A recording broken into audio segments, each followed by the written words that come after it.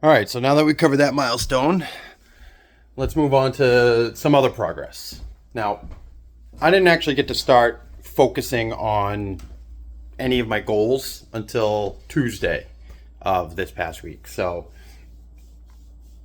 one of the other big ones that I had been putting off, it being early May, is that I hadn't done any yard work whatsoever. And it was hurting. And I didn't do end of the year fall cleanup. And in New England, that's a big deal. So I was able to spend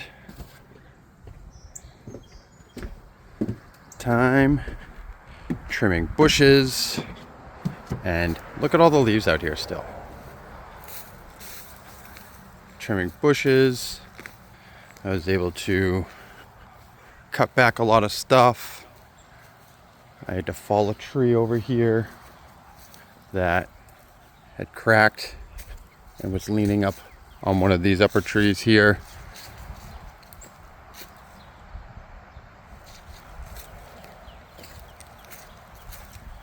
I took most of what I've cut and I've been piling leaves and branches and a whole bunch of junk back over here. So that included with the front yard's been mowed and the front bushes have all been cleaned up and trimmed, and needless to say that took, well, who knows, 8 total hours of work. Sorry, don't mind my flag accidentally displaying the disarray of our country right now. I'll leave that to the side. But if you have any thoughts on me displaying it in that manner, my mindset is I fought for it, so I can do what the hell I want with it. And if our country's a mess, then I might as well display my opinion of that. So that yard work was a huge thing that I've been putting off for a long time.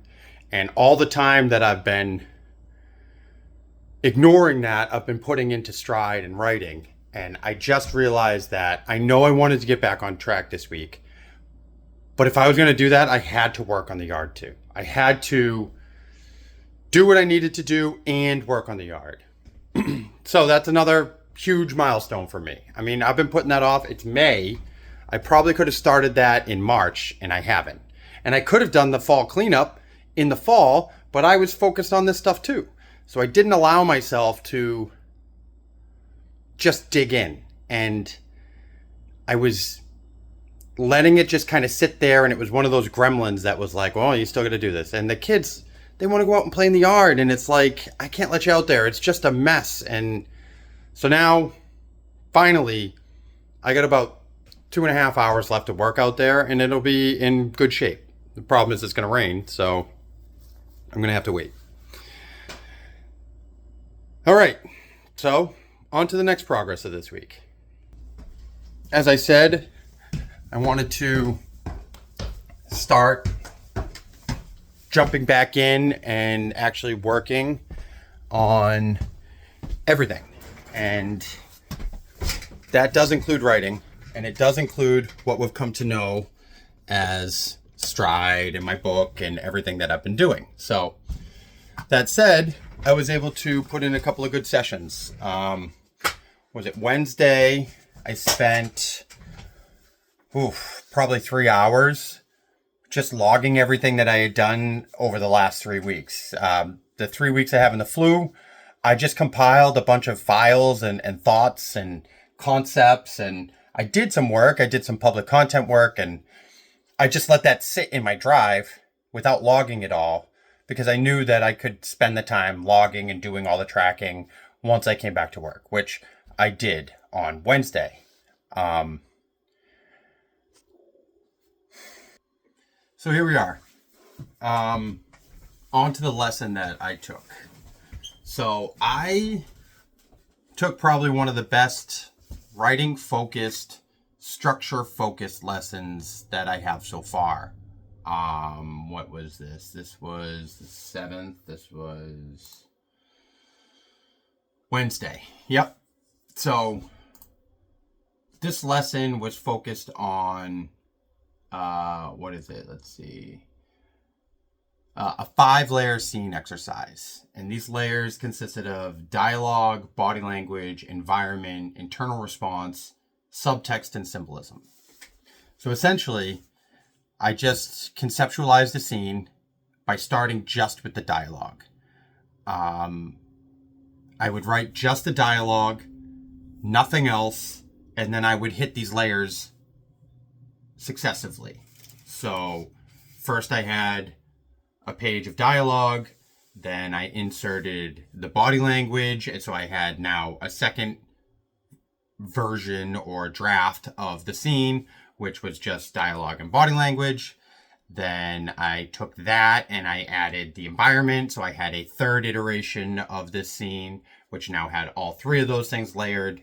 And then I did a fourth iteration of that same scene where I added the internal response. And finally, I did the fifth iteration where I did the subtext and symbolism. And at the end of the exercise, I had this scene that wasn't dissimilar from other scenes that I had written, but it was more informed. I felt like I was able to see the why you write the way, like why I write the way I write, let's say, in a way that I hadn't known before. And that was actually pretty cool. It was such a fun exercise. And honestly, I see myself going back to it and doing it, with other scenes in the future. I think it'll be a helpful thing, definitely in my second draft, where I can go through scenes that I've written with this layer and concept in mind and kind of strengthen scenes that already exist, trim down where I can trim down. I think it's going to be wildly helpful. So the product of that lesson, I wrote a whole new scene, which was fantastic. I had really hoped to get 3 lessons in this week, and it looks like I'm going to take one later on today, but it looks like it's just going to be the 2. The yard work kind of came to the forefront as something I just couldn't put off anymore. And I know that I keep setting the intention of taking 4 or 5 lessons a week, and I'm being a little too overly self-compassionate with allowing myself to not meet those marks. So I think I'm going to have to start hitting this now, especially since I've had that conversation with my wife. I can start to really focus more. And I think it's going to go a long way, because every time I take a lesson and every time I write, it feels right. So anyway, that's my week. There was also a really good therapy session I had in there with my therapist. She, asked me about all of this. And for the first time, I had somebody I could talk to about a lot of it. Now, I didn't go into extreme detail, but I went into more detail than I have with anybody else in the world. And it felt nice.